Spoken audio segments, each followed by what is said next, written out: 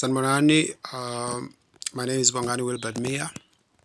I'm a born-again Christian, and I'm currently in rebellion, and this is not godly. I'm not attending church since 2020, when the church decided to close for the COVID deception, and then told us, God instructed us to obey our leaders, which means according to today's church, Shadrach, Meshach, and Abednego sinned for disobeying Nebuchadnezzar. Anyway, since these are end times, my interest is not that. My interest is, why are black people suffering? Why are black South Africans suffering even more? Also black Americans. Why are Zulus suffering the worst, all right, than any black people on earth? Okay, why are blacks suffering? The reason is political at most, but everything is informed by the spiritual, of course. First and foremost, God is the one who created all nations and all races. And then in Acts chapter 17, verse 26 and 27, he is clear that he has given each nation its appointed time to lead. And therefore, I would also fit in there each race, because we can see that races themselves have led in different times. The first race to lead the earth is the black race, and then followed by the white race alongside the Middle Easterners, excluding the Israelites. The Israelites have not exactly yet ruled the earth. They will rule it in the millennium, but they have been the most influential nation on earth above any other nation. All right. So first it was the blacks who ruled the earth, and then next it has been the white people. Black people are very benevolent by nature, and very helpful, and by nature in our cultures we protected the weak, didn't exploit the weak for our gains. We basically built a self-sufficient earth, so much that when there was famine, God would even send Israel to come and be taken care of by us. He never sent them to whites. The only time he sent them to white people was in a yoke, which they lived in for 2,800 years, or 2,005 or 2,000 years if it is Judah, until 1948. So this current era we live in was given to whites according to appointed times as a race. And if you read prophecies of end times, they require people with the character of white people to be in charge for the world to be that wicked. White people's character is selfishness and greed. They hold everything to themselves. They are ruthless. So you need that kind of people in charge of the earth in order for the earth to lose love and be the qualities that Timothy tells us of end times people. So, which now defines all races as a character today. But that was affected by the ruthlessness, greed, and selfishness of the white race in charge of the earth for the previous 2,000 years. So basically, from the biblical but political perspective, the reason blacks are suffering is because whites are greedy and they are looting black Africa, and they are running an economic system which is premised on white superiority, not on talent, not on free trade, as they lie. There's no free trade here on earth. There's white trade and domination intentionally. So the laws which govern economics are to ensure that whites remain above. So that's the reason why blacks are suffering. It is their time. They are the ones who are in charge of the world right now. It has been so for 2,000 years proper, but for 2,500 years, basically since Nebuchadnezzar. Nebuchadnezzar was Babylonian, but in his kingdom there were whites also as well. All right. When he came to attack us as the kingdom of the south, which was African kingdoms of Cush, Egypt, uh, Sheba, and Put. All right. So now let's come to biblically, why are South African blacks cursed? We are cursed because we are custodians of the land of South Africa. So anything that Israel, that South Africa does against other countries or nations is it counts on our heads, not on white immigrants who rule this country and control its economy. We are ruled by foreigners or people of foreign origin because of the next reasons that I'm going to be counting. Um, but clear cut Deuteronomy chapter 18, verse 10 to 12 indicates that when you practice those evil things, God brings foreigners to take over your land. You can actually go extinct, which is what we can see whites have been doing on earth, bringing especially black people to extinction, genocide, and everything, be it in the Americas or in Oceania. All right. So you can see that's what they were trying to do here in Africa, including the biological weapons that they know very well about, which they formed, especially against the Zulu people, HIV injections and all. Yeah.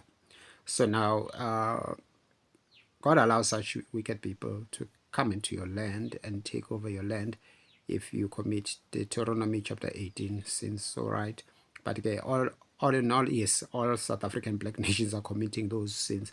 So therefore, but that's the reason why black South Africans are suffering. And then the Bible says, cursed is whoever curses Israel. So even if this actually matter of the ANC fighting with Israel does not originate from black South African or from indigenous black South Africans, it originates from whites of Europe and communist Jews and socialist Jews, but they basically front their ANC, which was basically hijacked from purposes of natives of South Africa in 1928 and formed into some globalist African National Congress, as though there is a nation called Africa. There was no such already. It was the hijack towards the NW agenda by calling it that diabolical name. So now the ANC is always used by whites of Europe who have got agendas. And then in particular in Israel, you all remember it is whites of Europe who persecuted Jews. Africa, we never persecuted Jews. Save for that, say maybe is it 100 years or less, where another Pharaoh basically oppressed Jews. But then again, which got allowed so that Jews are not comfortable in a land that he did not allot them, so that they move out and go back to Israel anyway. But apart from that, black people have always treated Israel very well, and we are ancient friends according to biblical history. But white people have done horrible things to Jewish people. Funny enough, Jews support or rather stand with whites here in South Africa, end up enabling white people to loot Africa. So that's the funny attributes of the Jews today. Anyway, but even in the evils that Jewish people are doing on earth, they are doing many evil things. But the Bible is very clear, cursed is whoever curses Israel. So our taking Israel to ICJ, I'm not going to explain those things, but our taking Israel to ICJ has brought even further curses upon us, and perpetuates the hold of oppressors over us, and all the evils that are happening even with in terms of illegal immigration and the likes. So that is caused by cursing Israel. And usually when you read the Bible, you can see that what you deny Israel or curse Israel like about actually happens to you. So we are denying Israel their land, and therefore we are not getting back our land from whites in South Africa. What you wish against Israel happens to you, always. But the sad part is that it's not black South Africans who are wishing ill against Israel. Unfortunately, we are allowing people who are not supposed to be leading us to misrepresent us. So that is our sin. So cursed is one who divides the land of Israel is the second source of curses to black South Africans. Let me go past now and go to my Zulu nation, and therefore the nation of Cush at large. The Zulus are the head of Cush currently. The head of Cush is threefold from what I'm seeing right now. It is the Zulus, it is the Swazis, and then it is the Buganda.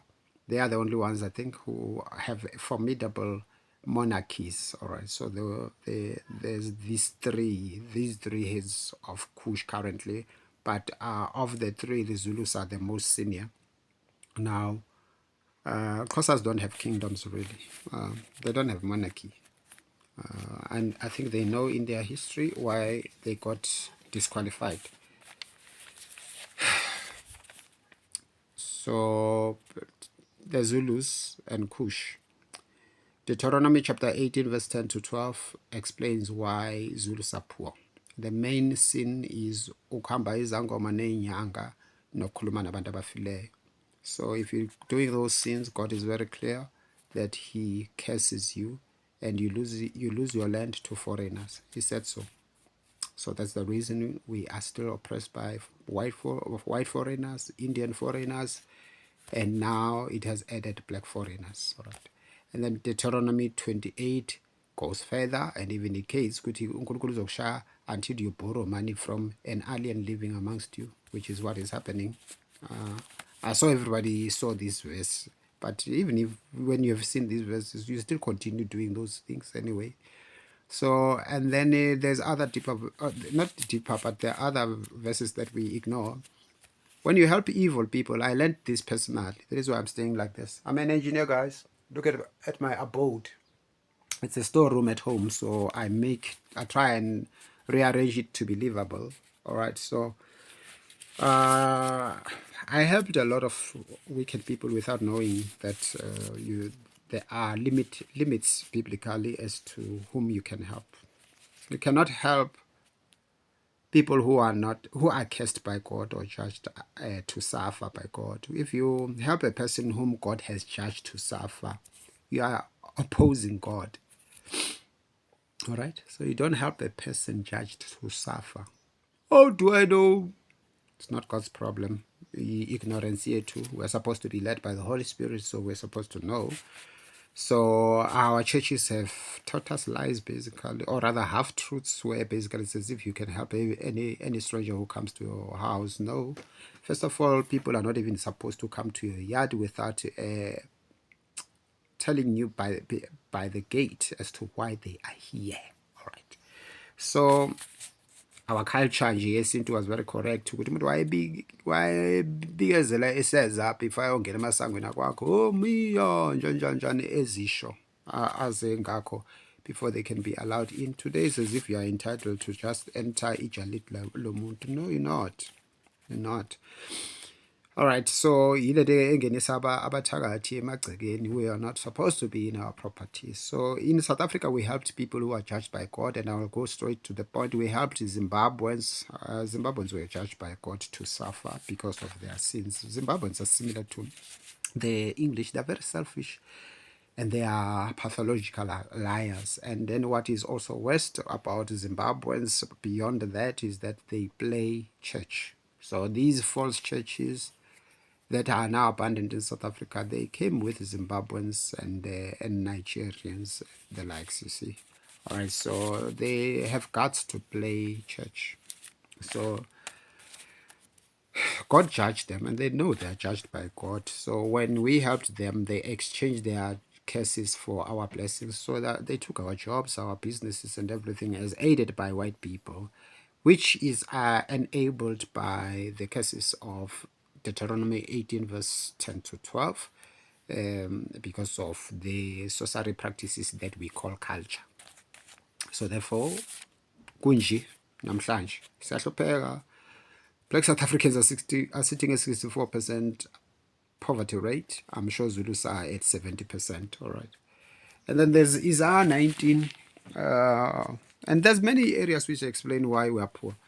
Remember, in the Bible, if you are Nguni or Bantu, you come from Cush. So everything that is spoken to Cush by the prophets, especially prophet Isaiah, is spoken to us. We are Cush. So Isaiah 19 is very clear. What happens? I'm not going to read it, but it's basically a nation of idols which consults the dead, and then what God causes is that brother rises against brothers. Zulus hate each other. We are the only nation that hates each other so much that is in Kabi Zamazulu. They kill Zulus far more than they kill anybody.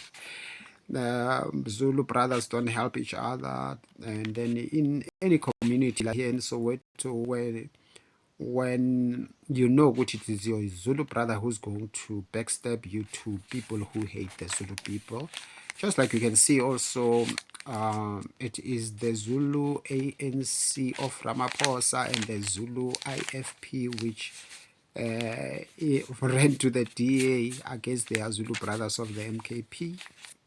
That's how Zulus are. So it's a curse to be like that. It comes from God having cursed your people for brother to rise against brother, killing each other. We lose heart and our plans come to failure. We get handed over to the power of cruel master like Ramaphosa and his whites. Our productivity fails, and then our businesses get taken over by wicked people or society nations. Leadership is turned to folly. Strength and power of the given is taken. Asana power kana manje amaZulu. Do you know Zulu people or Cush is the strongest people on earth? But look at us. Abelungu bayazenzela. eSouth Africa sesizidelelwa nabantu baseMalawi. uNkulunkulu usihlazisile jealous down. uNkulunkulu uyashayana amaZulu, uyashayana strong. Yeah, all those lists you can see when you read them. They are speaking to Egypt, but it's Egypt led by Cush, right? Because Egypt was led by different nations. At times it was led by Egypt, and then many other times was also led by Cush. Few times by Sheba, very few times by Put. All right.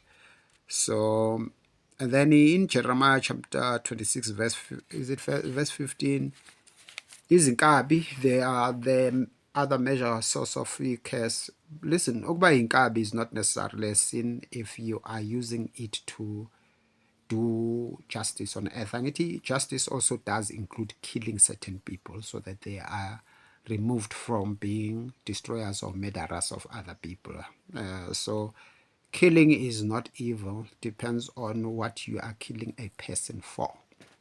I don't care about today's Christians and their interpretations, but killing and basically being ready for war is the correct thing to do. You need to arm yourself. You must have ammunition as a people. You can't depend on the government because the government, like here in South Africa, can turn against you. So you need to be able to take up arms and fight for yourselves. And then in any war, people die, right? So killing is not necessarily evil. It depends on what you are killing for. So now, murder is what is evil, all right? So Deuteronomy is speaking, Ten Commandments are speaking about murder, not killing. Otherwise, God would not have allowed Israelites to kill people. They killed people, right, during the 10 Commandments. So he was not talking about the killing which is godly. Yeah, there's godly killing. If you don't understand that, it's not my problem. Go blame your pastor who told you something else. And then there's godly killing, and then there's there's evil killing. There's evil killing. Evil killing is basically murder. All right. So now, ukuba inkabi is not necessarily a sin. Sin is not to believe in Jesus Christ first and foremost, and then secondly, if we are operating as an inkabi, to allow yourself to kill innocent people is evil. You are going to hell for that. You cannot allow yourself to kill innocent people. Izinkabi zamaZulu are killing innocent people. You are brought by all these evil nations who aid Zulus to kill your own Zulus. You have killed 55 Zulu kings under Ramaphosa, who hates the Zulu kingdom. So between 2019 and 2024, you are killing Zulu kings. You are killing many innocent people. Zulu inkabi. Jeremiah 26 verse 15 is clear that ukubulawa kwabantu abangenacala brings curses to the city, therefore brings curses to the nation.